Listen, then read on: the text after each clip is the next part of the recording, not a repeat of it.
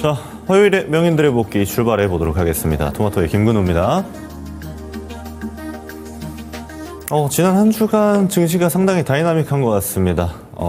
중간에 뭐 급등이 한번 있긴 했었지만 전반적으로 좀 약세가 지속이 됐고, 오늘 같은 경우는 여기서 더 내릴 것도 없을 것 같은데 지수가 또 급락을 하는 형태를 또 보여주기도 했는데, 그럼 지금 증시에서 우리가 어떻게 봐야 되는지, 또 저는 제 개인적으로는 제가 좋아하는 섹터에서는 찬스가 또 다시 오고 있다라고 판단을 하는데, 그런 지점에 대해서 저는 어떻게 대응을 하고 있는지도 같이 한번 말씀드리고요.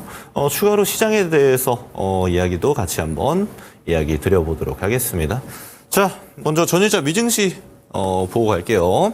상당히 많은 차이가 있을 겁니다. 최근에 미증시 같은 경우는 딱 두 개 중에 하나로 나뉘어요. 첫 번째, 자, 빅테크가 움직이거나, 자, 빅테크라고 보고 다른 말로 하면 뭐 M7 정도로 이야기하시면 되고요. 빅테크가 움직이거나 얘네가 안 움직이면 두 번째, 이제 중소형주가 움직입니다. 왜 제가 1번, 2번 나눴냐고요? 빅테크 움직이는 날에는요, 중소형주 쉽니다. 중소형주 움직이면 빅테크 쉬고요. 그리고 이거에 대해서 우리 증시는 상당히 상관관계가 깊어졌습니다. 자, 원래는 그러지 않았거든요. 근데 최근에 와서는 이 중소형주가 움직이는 것에 우리 증시가 오히려 좀 더, 호재로 작용한달까요? 밀접하게 관련을 두고 있고, 빅테크가 좋은 형태에서는 또 관련주가 아무래도 많이 있진 않다 보니까 좀 어려워하는 측면들도 있죠. 이걸 기본적인 베이스로 놓고 보시면 참 좋습니다. 자, 일단 빅테크 중에서는 테슬라가 상당히 강했습니다. 테슬라를 제외한 빅테크들, 뭐 애플, 마이크로소프트, 엔비디아 필두로 해서 반도체는 전반적으로 약했고요. 반도체가 전반적으로 약하게 마무리가 되다 보니까 대만 증시라든지 우리 증시도 상당히 리스크가 깊었던 것도 사실입니다. 그리고 트럼프 트레이드의 키워드의 중심이었던 금융 같은 경우는 다시 한번 올라오는 형태를 보여줬고요. 그리고 이제 유틸리티는 이 전일자, 제가 전일 미증시인데 전전일이 되겠죠. 미증시에서 좋았지만 다시 한번 또 혼조세를 보이는 형태도 보여줬습니다. 자, 제 짚었던 애들이 지금 큰 틀에서는 계속 방향을 좌지우지하고 있어요. 그래서 이런 지점들을 보니까 이러고 나서 뭐가 그렇게 중요했길래 이게 갈리는 형태를 띠고 있는가를 보게 되면 사실 이겁니다. 트럼프 효과예요. 일단 이 코인도 제가 얘기 드릴 건데, 이 트럼프 당선 이후에 상당히 에너지가, 트럼프 관련된 키워드 에너지가 증시에서 지속이 되고 있습니다. 그건 우리 증시뿐 아니고 글로벌에서도 마찬가지 형태를 보여주고 있어요. 대표적으로 이제 비트코인이죠. 코인이 이제 급등을 했습니다. 지금 월간 이제 월봉 차트인데, 이제 전고점대를 강하게 넘어서면서 제가 장중 캐치했는데 거의 이제 9만 달러까지 왔죠. 그래서 우리 돈으로 하면은 이제 1억 2천만 원을 넘는 호가를 보여주고 있는 비트코인입니다. 그리고 실제로 비트코인뿐 아니고 증시에서도 트럼프 키워드, 그리고 이제 머스크 키워드가 아무래도 중심이 되죠. 섹터로 보면 뭐 우주항공이라든지 우크라 재건이라든지 여기 나와 있는 코인 같은 것들이 그렇습니다. 자, 그리고요, 쭉쭉쭉 이야기를 드려볼 건데, 제가 중소형주가 어느 정도 중요한 에너지를 보여주고 있다고 했죠. 제가 왜 이 얘기 드리냐면, 자, 러셀 2000 지수입니다. 러셀 2000은 우리가 잘 알고 있듯이 중소형주로 이루어진 지수예요. 뉴욕 증시에서. 근데 얘네 우리랑 되게 유사합니다. 2021년도 코로나 장세 막바지에 고점대를 형성해 줬었고요. 그리고 조정이 나왔습니다. 우리 알던 미국 차트랑 좀 다르죠. 조정이 나오다가 미국 차트는 22년 후반부부터 다시 전고대를 갱신했는데 얘네는 못 가요. 네, 못 갑니다. 그러다가 좀 빌빌거리다가 최근에 와서 다시 전고대 트라이가 진행이 되고 있습니다. 이 얘기를 제가 왜 드리냐면요. 자, 이거랑 상반되는 차트를 제가 보여드릴 건데, 자, 글로벌 차트입니다. 다우존스 볼게요. 다우존스 기준으로 보면은 신고가 랠리가 지속이 되고 있습니다. 계속 좋아요. 이미 사실 2021년도에 고가 형성했던 가격은 다 넘어섰고요. 자, 추가로 여기서 S&P 500 보겠습니다. S&P 500 마찬가지죠. 똑같이 신고가 영역에서 열심히 놀고 있습니다. 그래서 우리가 상대적 박탈감이 사실 느껴지기도 합니다만은, 제가 요 얘기 왜 드리냐면요. 그러면 이 다우존스, S&P 500, 다우존스는 조금 별개이긴 합니다만 S&P 500, 그리고 가운데 있는 나스닥, 이쪽이 계속 신고가 영역에 도달하는 게 누가 이거 중심이 돼서 움직이는가를 보게 되면 여기 보면 답이 나옵니다. 뭐냐? M7이었습니다. 아마존, 애플, 마이크로소프트, 엔비디아, 테슬라, 구글 얘네 필두로 해서 고시총주들이 전반적으로 굉장히 좋았어요. 우리 여기서 한번 베이스로 놓고 봐야 되는 지점이 있어요. 이제 막 금리 인하가 진행이 되고 있습니다만은 2022년, 그러니까 21년부터 출발했던 금리 인하 사이클이 사실상 23년 내내 지속이 됐고 2024년에, 그러니까 21년부터 24년까지 고금리 상태가 유지가 됩니다. 우리 그러면 기존에 알고 있던 거 있죠? 위험 자산의 경우는 금리가 올라가면 어떻게 되죠? 가치가 떨어지죠. 근데 위험 자산인 주식 같은 경우는 그러니까 좀 비실비실 거려야 됩니다. 고금리 상태로 유지가 되면. 근데 그랬던 기본 베이스를 다 깨버렸던 게 바로 이 M7 종목이었어요. 왜냐하면 얘네가 실적이 너무 잘 나왔습니다. 성장을 너무 잘했어요. 그리고 그 실적이 주가 퍼포먼스에 그렇게 그대로 작용이 됩니다. 그 모습이 지속이 되다 보니까 이 빅테크들을 필두로 해서 미국 지수가 상방이 계속 열리는 형태를 보여줬단 말이에요. 제가 보여드렸다시피 다시 중소형주로 돌아가 보겠습니다. 얘네는 그러지 못했어요. 우리 증시랑 상당히 유사합니다. 근데 이 금리 인하를 출발하고 나니까 결국에는 자기 자리를 천천히 찾아가는 모습을 보여주고 있는 거고 실적도 조금씩 개선되는 방향을 보여주고 있는 겁니다. 그리고 이 러셀 2000에는 제가 상당히 많이 강조드린 바이오도 많이 포함이 되어져 있고요. 자, 이 내용을 제가 왜 말씀드리냐면 결국에는 요 방향대로 갈 겁니다. 네, 이번 금리 인하 사이클부터. 그런데 지금 걸림돌이 좀 있죠. 얘네입니다. 다행인 점은 여기서 더 튀진 않아요. 제가 이 윗레벨 가면 상당히 위험할 수 있다. 증시에는 리스크가 어느 정도인가가 상당히 중요한데 굉장히 리스크한 영역이다라고 말씀을 드렸던 게 바로 이 10년물 국채금리였습니다. 트럼프가 당선된 이후로 트럼프가 내세웠던 기조 이런 거였죠. 법인세를 인하하고 정부 지출을 좀 늘릴 수 있다라는 것, 그래서 달러 가치를 좀 훼손시킬 수 있다라는 것, 그리고 증시가 좀 위험해질 수 있다라는 것과 동시에 채권에 영향을 당연히 줄 수 있다라는 거. 제가 이거를 쭉 설명드리면 너무 길어지니까 이 형태만 좀 보자라면요. 결국에는 트럼프 당선 가능성이 점쳐질 때부터 당선 이후까지 쭉 랠리가 나왔습니다. 다만 이 4.5를 기준으로 하는 4.4, 4.5 레벨은 돌파하지 못했고 4.3 레벨로 내려왔는데 얘가 조금 안정화가 돼야 돼요. 우리 증시는 여기에 영향도가 더 큽니다. 왜냐면요. 얘뿐만 아니고 같이 움직이는 애가 있잖아요. 달러 인덱스입니다. 달러가 너무 세요. 네.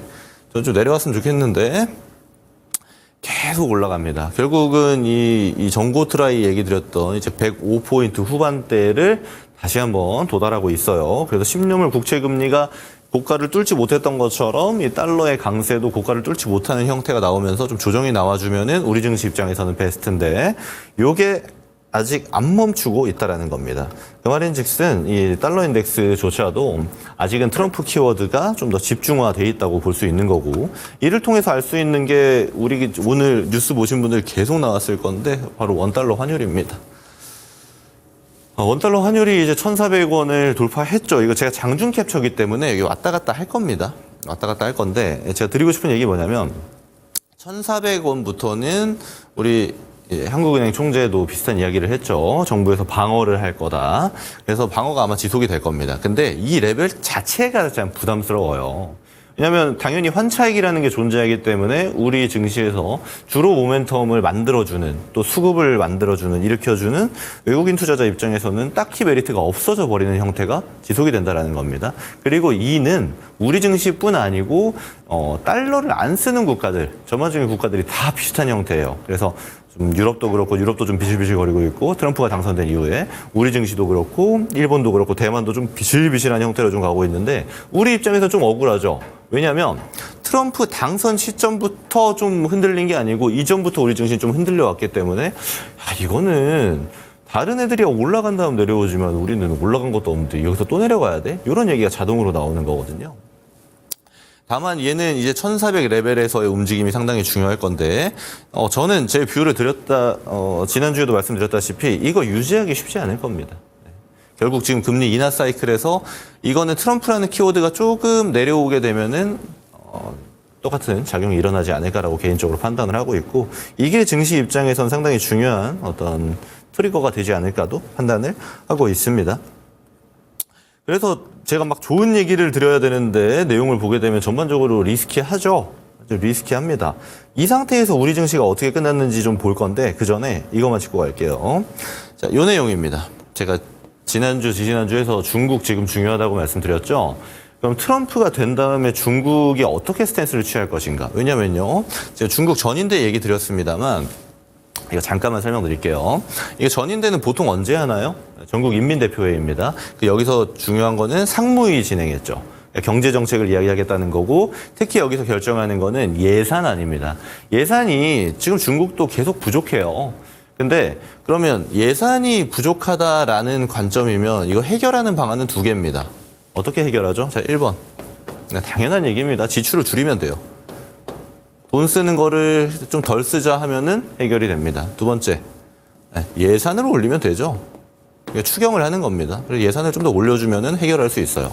매년 지금 중국도 부족한 상태인데 이 전인대가 하는 역할이 뭐냐면 이 두 개 중에 뭐 할래 결정하는 거고 결정에 따라서 어떤 방식으로 할 건지를 정해주는 역할을 하는 겁니다.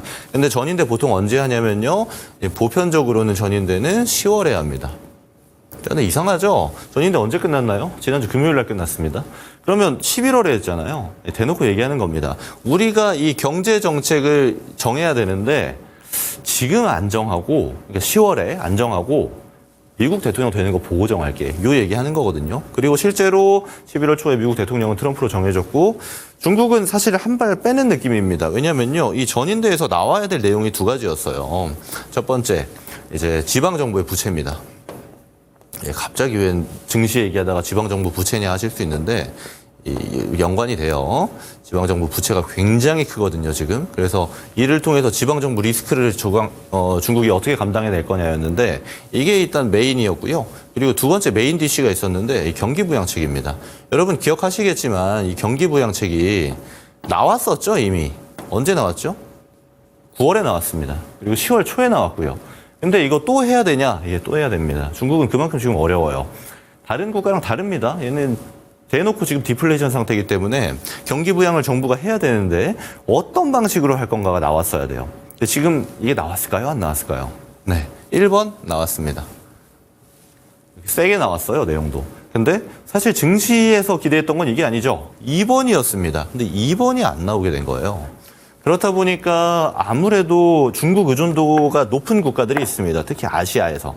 증시로 기준으로 보자라면 우리 증시 그리고 홍콩 증시가 있겠죠. 그래서 이 결과가 나온 어제 오늘 해서 홍콩도 그렇고 우리도 그렇고 상당히 좀 세게 내려왔습니다.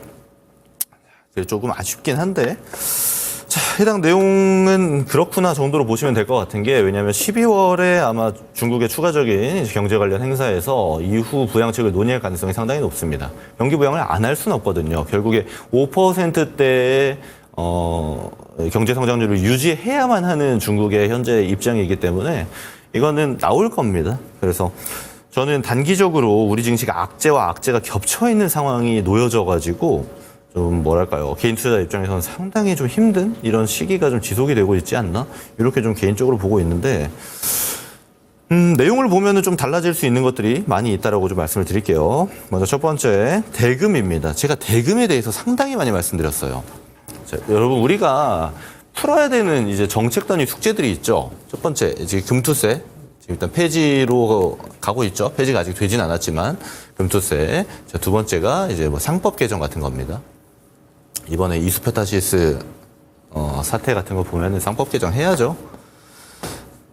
하여튼 이 두 가지가 이제 지금 골자인데 일단 얘는 일단 락이 됐어요. 그리고 실제로 야당 대표가 이야기했기 때문에 폐지가 되겠죠. 그리고 이후에 다시 논의될 가능성이 상당히 높은데 이제 얘가 좀 진행이 돼야 되는 건데 이것도 제가 나중에 시간을 내서 한번 강의를 드리겠습니다. 근데 제가 이 금투세 얘기 드릴 때 뭐가 금투세 때문에 문제가 된다고 했죠? 금투세는 수급에 대한 문제입니다. 시장에 돈이 안 돌아요. 거래 대금이 없다라는 겁니다. 돈이 돌아야 매수하는 주체도 발생하고 그리고 그 안에 차익 실현하는 주체도 발생하는데 매수도 안 하고 매도도 안 해요. 돈이 없습니다. 이런 증시는 어떤 모멘텀을 가져다 온들 또는 뭐 어떤 실적을 가져다 온들 반응하기가 상당히 어려워지죠. 그리고 상법 개정은 이제 구조에 대한 문제이기 때문에 조금 생략을 할게요, 오늘은. 그러면 금투세 폐지가 이제 이야기가 나오고부터 형태가 어떻냐면 자, 코스피 기준입니다. 대금은 많이 차올랐어요. 자, 12조, 11조, 뭐 9조 9천억, 한 10조 되죠. 10조 레벨 위로는 전반적으로 올라오는 형태를 보여줍니다. 11월 초에 급투세 폐지가 진행됐기 때문이죠. 그래서 증시가 에너지의 영역에서는 일단은 돌아오고 있는 게 보여지고 있다라고 좀 얘기를 드릴 수 있는데 중요한 건 이 매도세가 그럼 언제 끝날까? 이게 중요하겠죠. 그래야 증시가 다음 레벨로 위로 갈 수가 있을 테니까요. 저는 여기서 봐야 되는 게 이번 주 목요일이면은 이제 마감일이 됩니다. 지금까지 외국인들이 잡아놨던 포지션들 있죠. 대부분 하방으로 잡아놨거든요. 이거에 끝나는 일이 목요일이에요. 제 개인적으로는 그때 이후 포지션은 그러면 상방일까 하방일까잖아요.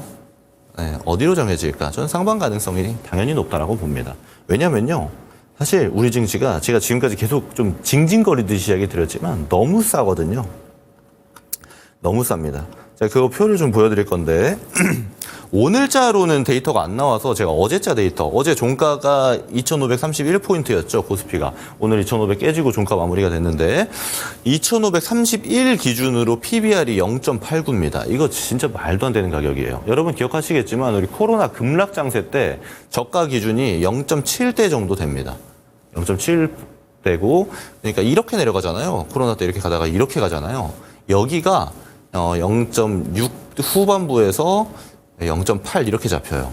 그리고 이 가격은 영원히 오지 않아요. 계속 올라가니까. 근데 이 레벨에 도달하게 된 겁니다. PBR은 이게 자산 대비예요. 자산 대비해서 주가가 어느 정도냐. 자산이 더 많다는 소리입니다, 이게. 그러니까 청산을 다 하더라도 지금 자산이 코스피가 갖고 있는 모든 주가보다 자산이 더 많을 정도로 굉장히 저평가가 되어 있는 영역이다라고 얘기를 드릴 수 있는 건데 이게 0.89 어제자라고 말씀드렸죠. 오늘 더 내려갔기 때문에 이거 0.8 중반대, 초반대 나올 겁니다. 그래서 이 정도 가격대에서 과연 우리 증시가 여기서도 위기가 나올 거냐. 여러분들 제가 하는 얘기 들으면 좀 의아해하실 겁니다. 왜냐면 오늘 나왔던 증시는 대부분 안 좋은 얘기니까요. 제가 그래서 그 얘기를 좀 드리려고 하는 건데 너무나도 싸다라는 겁니다. 지금부터는요. 그리고 우리가 지금부터 어떻게 우리 증시를 판단할 건가는 새로운 포지션이 나오지 않을까라고 판단하고 있는 거고 ADR 지표를 기준으로도 말씀드릴 건데 참고로 이 코스피입니다. 제가 ADR 항상 말씀드리지만 이 ADR은요. 이 100을 기준으로 해서 상승 하락 종목수를 이야기하는 거예요. 상승 하락 종목수가 5대 5가 되면요. 100입니다. 자, 그럼 반대로 이 밑으로 내려가면 하락 종목수가 많은 거고 올라가게 되면 상승 종목수가 많은 거니까 여기는 과매도가 되겠죠. 자, 이게 그럼 어느 정도 지금 레벨인가 볼 수 있는 건데, 한번 보겠습니다. 여기 숫자 안 나오죠? 오늘 코스피 같은 경우 69 나왔습니다.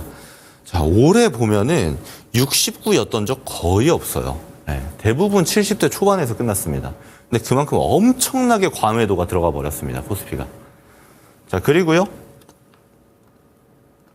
더불어서 코스닥은 사실 더 말할 게 없는 게 오늘 62까지 내려갔습니다. 그래서 초과매도권에 같이 진입을 했다라는 겁니다. 자, 어떤 얘기 드리려고 하는 거냐면 지금 보면은 너무 싸졌고 전체 밸류가 다 내려가서 주가 자체가 다 너무 싸졌고 그리고 하락 종목수가 너무나도 많아가지고 초과매도권에 들어와 버린 거예요. 사실 이러면 우리가 떠오르는 게 있죠.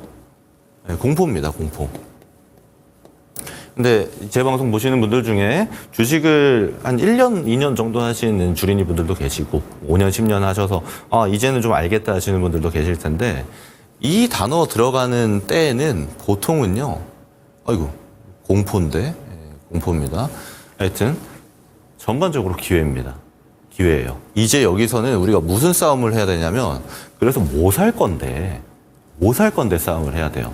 제가 그 얘기를 간략하게 좀 드리고자 합니다. 지금 단계에서는요, 우리 포트에 사실 이제 저 같은 경우도 지금 수정을 좀 하고 있는데 더 수정할 의향도 있고요.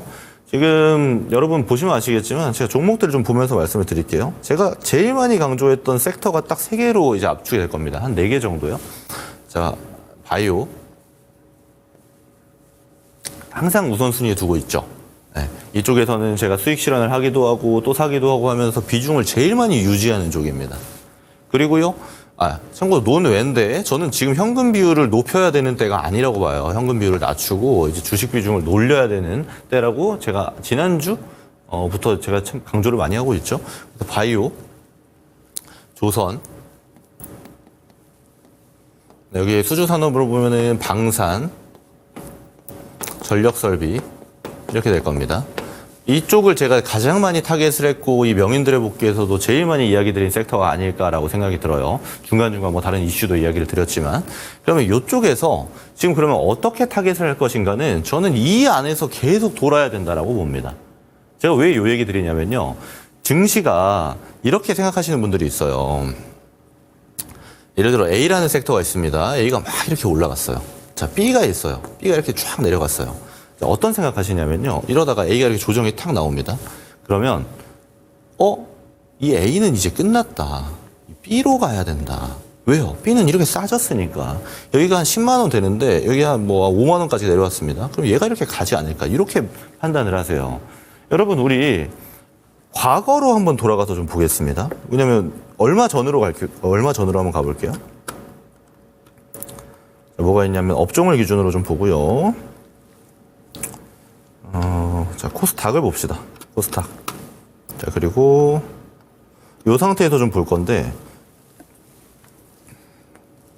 이날 있죠. 8월 5일 급락한 날. 여기서 여기만 해도 엄청난 하락했습니다. 코스피, 코스닥 마찬가지였고 아시아 증시 전반적으로 폭락이 나왔죠. 그리고 일부 회복을 해줘요. 자, 근데 그럼 이 레벨까지 주도주가 뭐였을까요? 단연 바이오였습니다. 이때도 바이오였죠. 자, 그러면 제가 바이오 대장을 가지고 여러분들한테 비교를 한번 해드릴게요. 알테오 좀 보겠습니다. 자, 그리고 각각 대장을 좀 볼게요. 반도체 SK 하이닉스 보고요. 그리고 2차 전지니까 에코프로 BM 보겠습니다. 이쪽이 시총이 제일 큰 애들이죠. 자, 그럼 이렇게 놓고 봤을 때, 자, 급락대는 다 똑같습니다. 그죠? 급락이 코스닥 기준으로 나왔고, 알테오젠도 여기 내려갔네요. 여기가 하도 많이 올라가서 좀 작은데, 여기 내려갑니다. 여기 내려가죠? 자, 그러면 그 이후에 우리 주가가 어딘지를 볼 건데, 자, 이거 선을 그어서 좀 보기 편하게 만들어 드릴게요. 자, 하락 출발 지점, 자, 하락 출발 지점, 하락 출발 지점, 하락 출발 지점입니다.